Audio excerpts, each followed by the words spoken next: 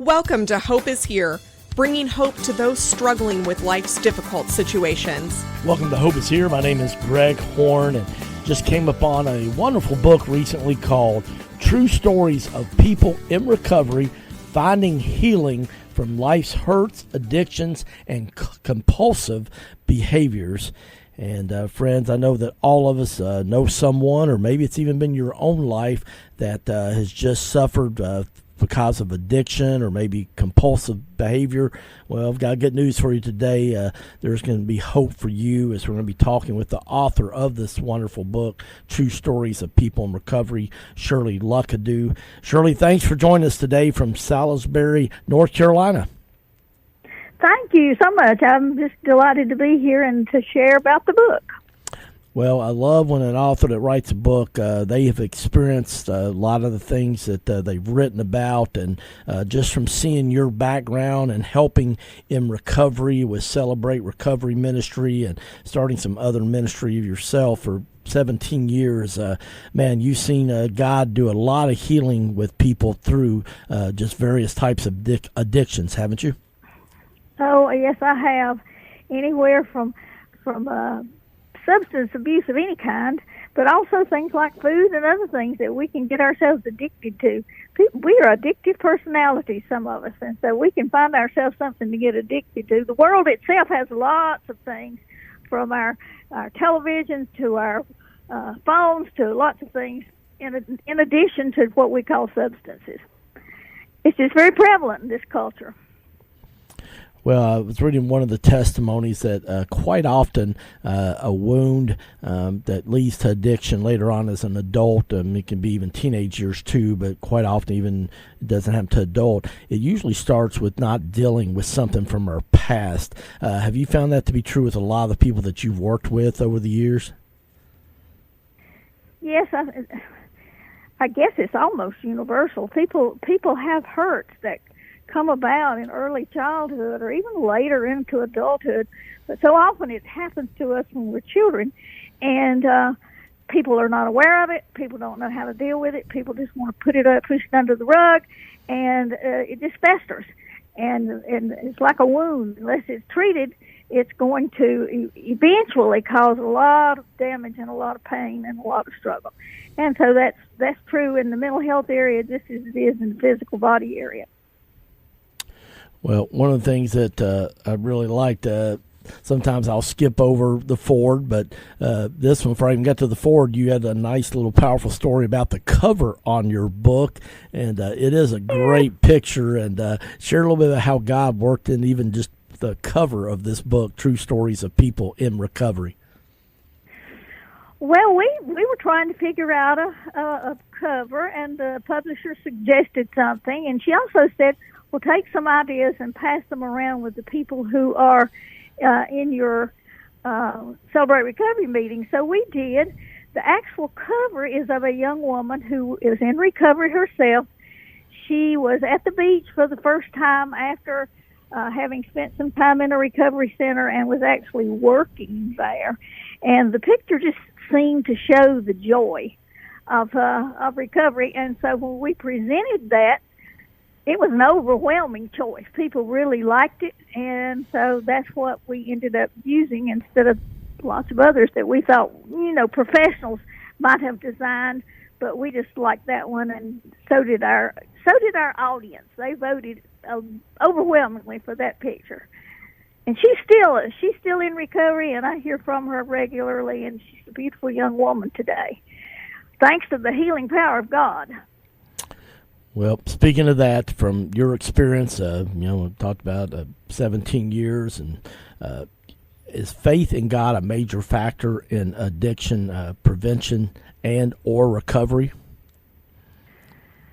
Yes, by all means it is. Research time after time after time shows that our faith is a major factor in keeping us, number one, preventing us from getting into trouble with substances and other kinds of things, but it also helps when it comes to getting us out of those. Celebrate Recovery, the ministry that I'm heavily involved in, began at Saddleback Church and Rick Warren's church, and they have found that if people come into into that ministry and stick with it, and it leads them into their church, about 80%, 85% of the people who are struggling with some kind of addiction will leave it behind for good. Secular ministries are certainly below 50%. So faith is important not only in prevention, but also in recovery once people have made mistakes. Christians make mistakes too. Christians get into addictions too, just like other populations in the world. We find ourselves led. I myself, that's how I became interested in this. My husband and I had a closet addiction for a lot of years, and God healed us from it. He dug us out of that pit, and then He gave us a purpose, and that was to help other people. Well, that's one of the things I love about your book, and you know about with dealing with addiction. You shared about alcohol and just how it affected so much. Can you share a little bit about that? Well, alcohol was very prevalent in my family. The alcoholism was prevalent. I really pretty much decided as a child I didn't want that in my home because it had done so much damage into my extended family. But as I grew up, I had anxiety issues, and a lot of people who have mental health or anxiety issues will latch on to alcohol or some other substance to self-medicate. So as I became a young adult, someone who had declared we'll never have alcohol in our home, I ended up, and my husband did too, dabbling in it and then finding that as a medication of sorts. Very bad choice. Before long, it began to affect our marriage, and it was a devastating thing with one of our children that finally got our heads on straight, and the Lord began to heal us of that. So people think that these things don't bother, don't hurt, but they do. Anytime we choose a substance or anything as an idol over God, we're going to suffer some consequences from it, and that's what happened with us. Well, and that's one of the things that we don't look at it, and alcohol doesn't affect some people. They can have drinks. Obviously, Jesus did His first miracle at a wedding when He turned the water into wine. So it's not alcohol is not necessarily bad for everybody, but man, for some people it just causes addiction. And I've just been amazed. I've worked some at a recovery ministry here in the Lexington, Kentucky area, and there was a men's recovery program, and I was shocked. Maybe I shouldn't have been, but I thought it'd be more, hard drugs and things. But the number one thing that guys were there for was because of alcohol addiction. So have you found that dealing with all the people you have at Celebrate Recovery over the past 17 years? I'd probably say it's equally divided. Maybe with younger people, you'll see more drug and substance abuse, but certainly alcoholism is a problem for all ages. It is free, not free. It is easy to get. It is part of the culture. I mean, the culture will tell you that this is great, go do this, and you're right. For some people, and I know Jesus made it, and for some people it's not a problem. Neither is television, neither is or a number of other things that some people just get addicted to, their phones and things. So, but alcohol is pervasive, and yes, many people end up in serious problems because of it. Well, you have 13 powerful stories, including your own, in this book. If you just tuned in, we're talking to Shirley Luckadoo. She wrote a wonderful book called True Stories of People in Recovery, Finding Healing from Life's Hurts, Addictions, and Compulsive Behaviors. And, one of the things I loved about your book, the recovery stories that you share, they aren't only just about freedom from alcohol or drug addiction. Can you share with us what are some of the other various issues that people's whose stories are in the book? What other things did they also struggle with? Well, if you check out the book, you will find that there were people who ended up in sexual addiction. There were people who ended up in grief. There were people who ended up with suicidal ideation because of things that happened in their lives, depression, all kinds of mental health things, bipolar disorders. So there are stories from all kinds of backgrounds. and what happened to folks as a result. Well, that's what I love, the diversity of it. And tomorrow we're going to look at a couple of stories from this book. You've been kind enough to share some of your story that you say for the last testimony in the book, which tied everything beautifully together. So, but the thing I love, before you started getting into recovery ministry, I mean, you had a successful career. You were a community college vice president. So just because you may have a great job title and a good business card, just because people look good on the outside doesn't mean that they're doing well on the inside. Have you also found that? Yes, very much so. There's a story in the book of a very successful engineer and what happened to him. His issue was alcohol abuse. It caused great destruction in his family. So just because people have it together on the outside, they can be broken and hurting and really struggling on the inside. That was true for me and for my family and for lots of other people. And some of the stories in the book are about folks who had it together on the outside, but on the inside, things were just falling apart.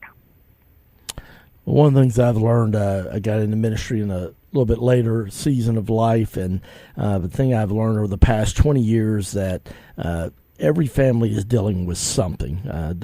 Doesn't matter, where they live, what kind of cars they drive, how big the house, what all the stuff you see on social media. It looks great, but have you found that to be true in your ministry? Yes, I think my husband and I, at one point in our lives, we built this fine, beautiful house with this great big mortgage, and in our minds, we thought we just had to have the perfect house and the perfect kids and the perfect job and the perfect everything and the wardrobe. And we were trying to keep one foot in the church and one foot in the world, and it was destroying us. We were what Paul would have called carnal Christians. And I'm sad to say, I think that is one of the biggest problems the churches faces today, is the world has sold us that we just got to have all this stuff. We were at our most miserable when we were living in the finest house that we could afford. And so houses and stuff don't make it. It is a relationship with Jesus Christ and living in His will and finding purpose in Him. That job I had, I left because I felt like God was calling me to a new purpose, and I have found it, and I have never looked back. I love ministry, and having found that ministry through Celebrate Recovery and Recovery Ministries, I have been most fulfilled, so I haven't missed that a bit. Well, such powerful stuff. Shirley, can't wait till tomorrow to share a couple of powerful testimonies from your book called True Stories of People in Recovery, Finding Healing from Life's Hurts, Addictions, and Compulsive Behaviors. But maybe some people say, hey, I want to get a copy of this book. What's the best way to do that? Well, it's available on Amazon, or it's available on my website, which is just simply ShirleyLuckadoo.com. So either place, you can get a copy. Would love to share it. Well, one of the things I love is Shirley, some of the profits from this book help go to support a ministry has called King Havens Ministries, and she also has a goal of opening a transitional house for men coming out of treatment centers and a facility for women with children coming out of treatment. So I hope that you will get a copy of the book called True Stories of People in Recovery, Finding Healing from Life's Hurts, Addictions, and Compulsive Behaviors. For author Shirley Luckadoo, I'm GregJHorn. I hope you'll join us again tomorrow on Hope is Here. Thank you for listening to Hope is Here podcast. To listen to one of our previous programs or to make a tax-deductible donation, please go to our website, hopeishere.today. That's hopeishere.today. If you have been blessed by Hope is Here, would you consider making a donation to help this ministry continue to reach thousands in Central Kentucky every day? It's simple and safe. Go to our website at hopeishere.today, where you can make a safe and secure online donation, or you can find our address to mail a check. All donations are tax deductible and they are greatly appreciated. Please make your donation today at hopeishere.today. Again, that's hopeishere.today.